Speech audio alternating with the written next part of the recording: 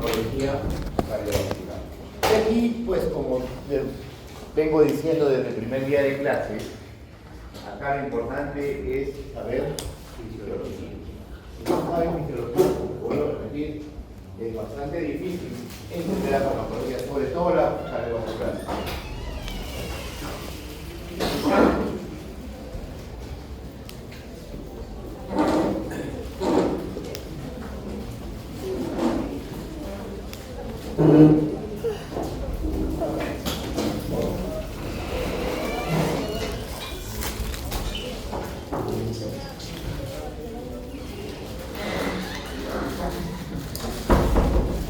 Sobre todo la parte cardiovascular, como les vuelvo a repetir, es un poco difícil, casi imposible, si es que no saben fisiología.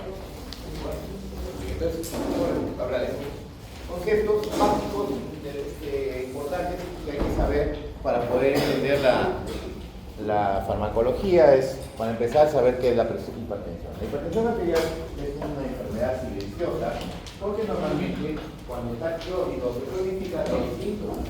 Los síntomas aparecen cuando hay una crisis o una hiperagudización de la hipertensión.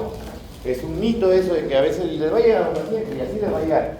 ¿Sufre la presión? No, doctor, yo no sufro la presión porque no me duele la cabeza. Eso es un mito. La cefalea aparece cuando hay una hipertensión, cuando se dispara la presión. Puede llegar un paciente con 200 sobre 100 de presión y ningún síntoma. Entonces, la hipertensión a la larga produce daño severo. Es una presión más de lo normal que está constantemente pasando a través de los vasos sanguíneos, dañando el endotelio. Y al dañar el endotelio, hay exposición de colágeno, hay agregación plaquetaria, y encima con lo que les gusta comer esos salchipapones relativamente venenosos con bastante aceite, y mientras más oscuro y negro el aceite, más delicioso, ¿no? Eso de ahí, placas de colesterol, ateromas, obstrucción arterial, infarto, o infarto cerebral también. Como dicen aquí, la mortalidad da lugar a un riesgo 3 veces superior que tener una enfermedad coronaria, como les acabo de mencionar, una enfermedad cerebrovascular. Entonces, la importancia de controlar, de tratar la presión arterial. Acá miren, dice, es un factor de riesgo cardiovascular, y sabemos que los factores de riesgo cardiovascular está la hipertensión arterial, uno de ellos, la obesidad, otro, el sedentarismo. Paciente, bueno, ustedes, ¿no? 22, 23 años, que hacen una cola inmensa para subir al ascensor por no subir por las escaleras. Y después le echan la culpa al tráfico, ¿no? Yo les digo, hoy día sí lo tengo llegado más temprano, anteayer llegué, la cola tremenda que bajaba las escaleras y estaban varios alumnos esperándole. Me subí por las escaleras. Miren, yo tengo 43 años y encima estoy operado en las rodillas hace 2 meses. Y encima llegué antes que ellos. Les cerré la puerta y no lo dejé. Entonces, ahí sí no lo dejé. Entonces, el sedentarismo actualmente es bastante. Es un ascensor para 2 pisos, son una cola para subir 3 pisos, no son más. Y es más, lo peor, usan el ascensor para bajar las escaleras. Antes, al menos cuando yo era pequeño, me acuerdo que los televisores todavía, mi papá se paraba a cambiar de canal. Que no me mandaba aquí. Luego, en los años 90 apareció el control remoto, que era de lejos, pero a mí me movía en el dedo. Ahora, Alexa, cambia de canal. Ni siquiera mueve en el dedo. La mala alimentación. Le dan un break e inmediatamente se traen sus bolsitas de papa frita, de cañita,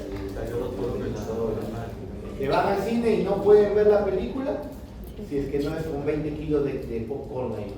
Y encima se termina y se van a recargarlo. Y llegan molestos porque la película ha avanzado. Quieren que pausen la película para que vayan a leer. ¿No? Todo eso es daño. Y peor si tienen su papá o su mamá con hipertensión arterial, pues lo único que hacen es evitar, retrasar el inicio, porque vuelvan a tener hipertensión. Entonces, depende de cada uno si es que debuta a temprana edad o se cuida tiene un estilo de vida adecuado, no es sedentario, no fuma, el tabaco es otro factor de riesgo cardiovascular. Y por ahí dicen, no doctor, yo no fumo, yo vapeo, o igual se van a morir, igual se van a morir. Entonces, todo eso repercute en las afecciones coronarias, las cardiovasculares, ¿de acuerdo? Con insuficiencia cardíaca. Entonces, todo eso repercute. Y es hereditario. Así que es importante saber. Se dañan los pequeños vasos como las nefronas, ¿no? Pacientes que debutan a corta edad con hipertensión arterial, que no empiezan a los 35 años con hipertensión. Llegan a los 50 con insuficiencia renal. A los 60 ya están en máquina de diálisis. ¿No? Lo mismo con la diabetes, la diabetes es peor todavía. Encima hipertenso y diabético, peor todavía. Y eso es hereditario.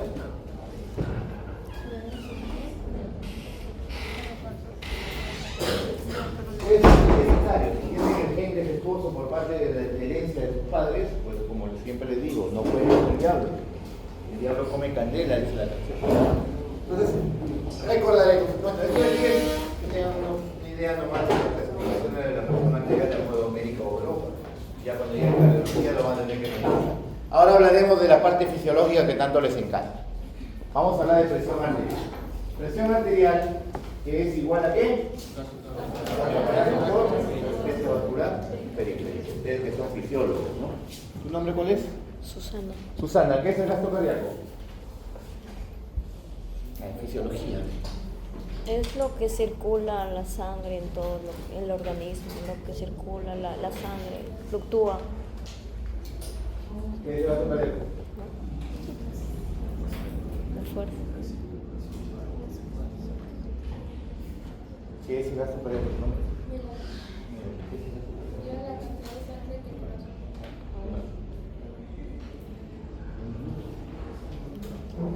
El gasto cardíaco se le denomina la volumen minuto.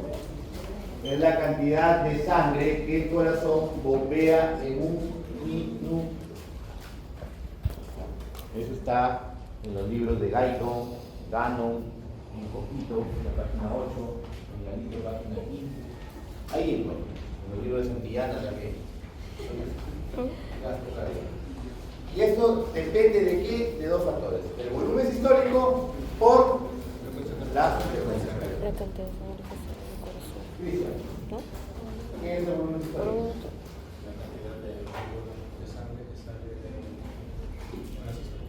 El nombre lo dice. Volumen sistólico o volumen latido. La cantidad de sangre que emite el corazón por cada sístole. Y esto multiplicado a las veces que late un minuto nos da la velocidad. ¿Y esto de qué depende? El retorno venoso por la fuerza. Y esto me da el gasto. ¿Y la resistencia vascular periférica de qué va a depender? De factores nerviosos y factores humorales locales. ¿Tu nombre? A ver, Thais, dime un ejemplo de un factor nervioso que influya en la resistencia vascular periférica.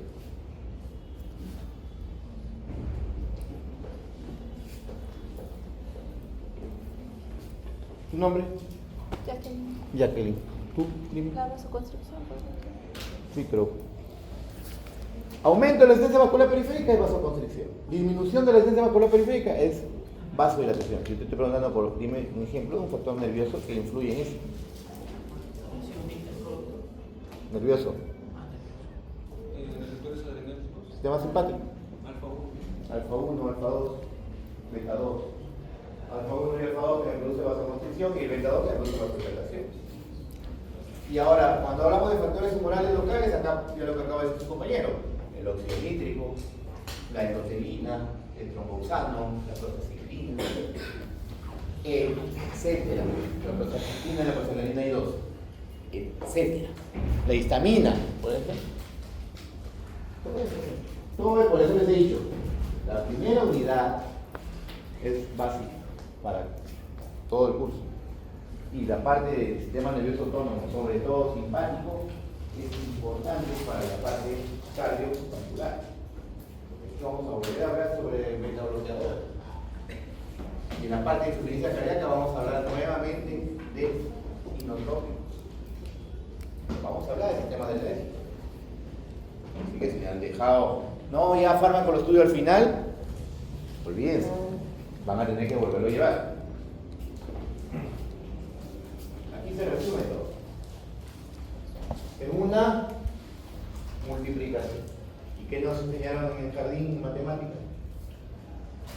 Si yo altero cualquier factor, se altera el producto. Si un factor disminuye el producto. Es matemática básica.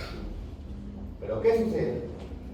Pues el sistema no va a tener que mantener la presión arterial normal. ¿No es así? Hay que mantener. Entonces, si hay una disminución de un factor, otro factor tiene que aumentar para mantener la presión. Esos son los, digamos, los sistemas regulatorios de la presión. Y eso lo están enseñando en fisiología, ya no les voy a estar repitiendo ahorita. Pero vamos en un ejemplo. ¿Tu nombre es? A ver, supongamos que Arturo se vaya a comer un rico y suculento ceviche, un agachado, muy delicioso, muy exquisito, sal, limón, cebolla, harta salmonela. A su casa de 2 días, de 24 a 48 horas de su periodo de incubación, saca una diarrea de 2000 demonios. Se funciona con el inodoro. Llega la emergencia, pálido y taquicárdico, pero con la presión normal. ¿Por qué? Porque pierde volumen. Pierde volumen, que es la través de la diarrea, baja, cae el retorno venoso, pero el sistema trata de compensar, aumentando la fuerza contractil y frecuencia cardíaca, por eso está taquicárdico, y aumenta la resistencia vascular periférica, es una vasoconstricción periférica, por eso llega pánico. Y eso sí con la mucosa seca. Trata de compensar. Si es que la presión arterial ya no compensa, llega a un estado de shock. Es un choque hipovolémico. Si cae la fuerza contráctil, shock cardiogénico. Y si cae la resistencia vascular periférica, shock distributivo, que puede ser anafiláctico, conséptico, todo. Esto de aquí es lo básico, lo fundamental para entender todas las farmacologías. Y en la presión arterial sucede lo contrario, en la hipertensión sucede lo contrario. ¿Qué sucede en la hipertensión? Aumento de gasto cardíaco, o sea, aumento de cualquiera de estos. Me mantiene una presión. Es una multiplicación de factores. Es así de simple. Y esto de aquí que les estoy explicando ahorita, les han explicado.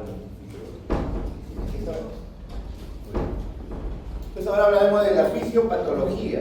Me refiero a cómo se da la hipertensión arterial. ¿Qué es lo que sucede? Hay un aumento de la precarga, aumento de la contractilidad que me da a un gasto cardíaco aumentado. Una vasoconstricción y esto de aquí, que ya se cronifica a la larga, me da una hipertrofia vascular. Y esto me da una resistencia vascular periférica aumentada. Y todo eso te lleva a aumentar. Entonces, cada uno de estos, ¿cómo se van a dar? ¿Cuáles son los mecanismos de aparición? Por ejemplo, la precarga, todo lo que le llega al corazón es por un aumento de la volemia y por una venoconstricción. Esto puede ser por 2 factores. Esto es ingesta de sodio, lo que hacemos todos los días. Una gaseosa tiene sodio, un paquete de galletas tiene sodio.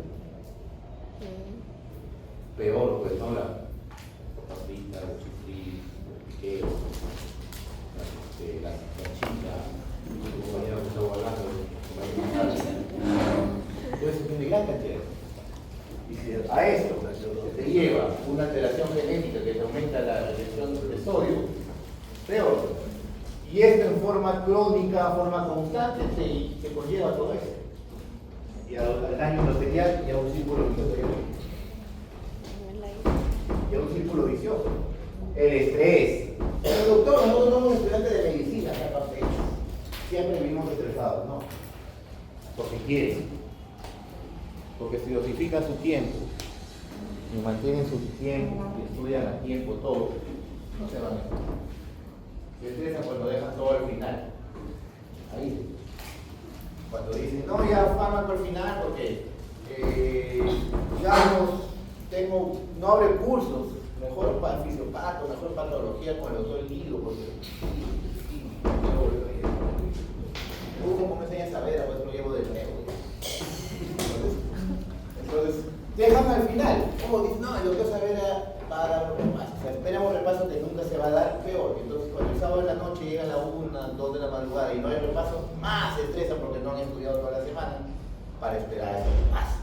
Entonces, ese estrés aumenta hormonas de estrés catabólicas como el cortisol, catecolaminas, que estimulan al sistema simpático y al sistema de adrenina-angiotensina. Y todo esto, si uno vive estresado, pues hay un aumento, una hiperactividad cardiovascular. Aumento, ¿no?, de la contractilidad, vasoconstricción y a la larga tiene un hipertrofia. No solamente si hablamos de estrés. Aparece nuevamente la alteración genética. Herencia. Y eso constantemente te lleva, pues, como ven, alteración celular y a cambio. La obesidad que te lleva a una resistencia a la insulina, a una hiperinsulinemia, a una hipertrofia vascular, y todo esto a un círculo vicioso y a mantener constante el glucosa. Y al daño en el endotelio, al daño en los pequeños vasos, grandes vasos, etc. En la difusión. A lo que les mencioné. Muy bien, entonces si hablamos de tratamiento, el objetivo de los fármacos antihipertensivos no solamente es bajar la presión arterial, sino regresionar, digamos, el daño que se produce propio de la presión. O sea, regresionar los cambios estructurales crónicos de la presión arterial. Ese es el objetivo principal. Entonces vamos a ver, como les digo, tenemos los antagonistas del sistema renina-angiotensina-aldosterona. Para saber de estos fármacos tenemos que saber la fisiología del sistema renina-angiotensina-aldosterona. Y acá se subdivide en dos grupos, los YECA y los ARA2, y son fáciles de aprender y de entender. YECA todo lo que termina en PRIL, enalapril, captopril, lisinopril, ramipril. ARA2 terminan en sartán. Yo no veo lo difícil de que les ponga una pregunta y me lo escriban uno de ellos, pero no lo hacen muchas veces. Losartán, ibersartán, telmisartán, valsartán, olmesartán, mistersartán. Ya. Es muy fácil. Tenemos los calcio antagonistas. ¿Tu nombre? Ivette, dime el mecanismo de acción de los calcio antagonistas.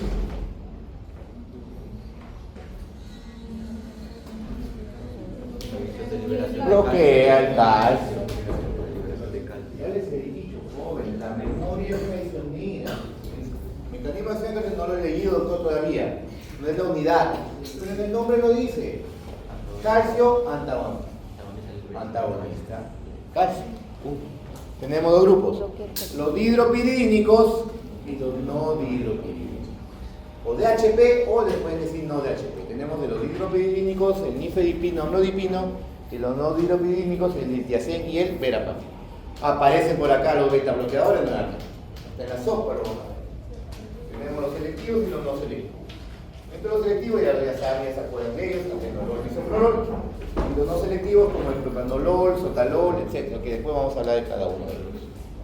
Los diuréticos, que ya van a hablar ustedes en la próxima semana en su exposición, y otros como de acción central, que ya también estudiado la semana pasada, que son la unidad anterior, los agonistas alfa-2 presinápticos como la alfa-metilopa o la clonidina, y dilatadores directos como la hidralacina y el nitroglucina, los dilatadores directos del músculo liso.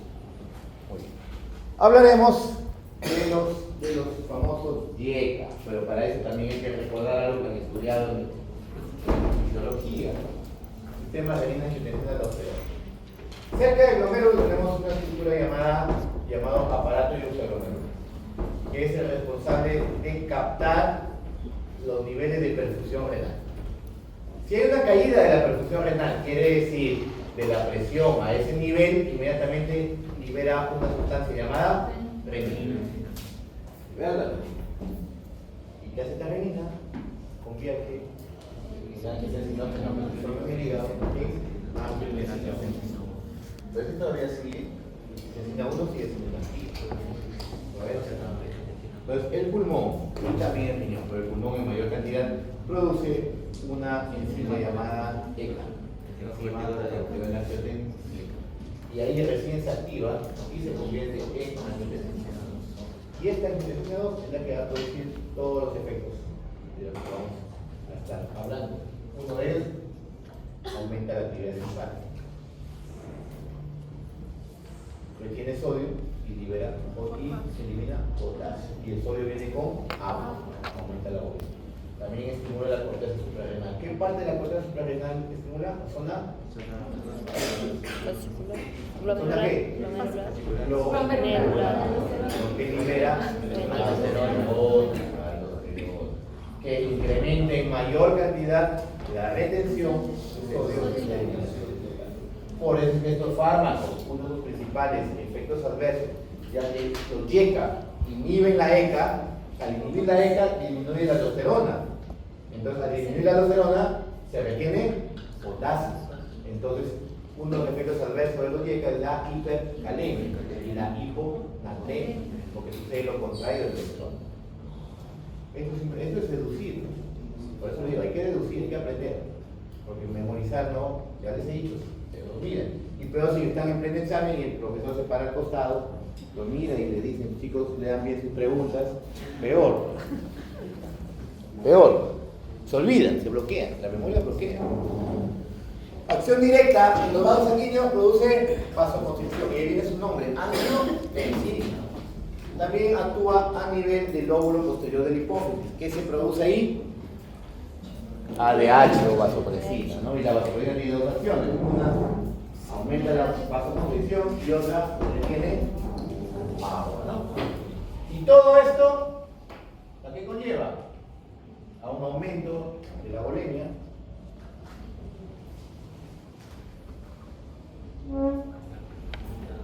A un aumento de la volemia, a un aumento de la perfusión a nivel de uso glomerular. Entonces ahí se produce un feedback negativo, disminuyéndose y deteniéndose la liberación de renina. Pero un paciente con una alteración en este feedback negativo sigue manteniendo renina y sigue manteniendo la fisiología. Por eso es que, digamos, ya es una enfermedad, no es fisiología. Los receptores de la angiotensina son de dos tipos, por si acaso. AT1 y AT2.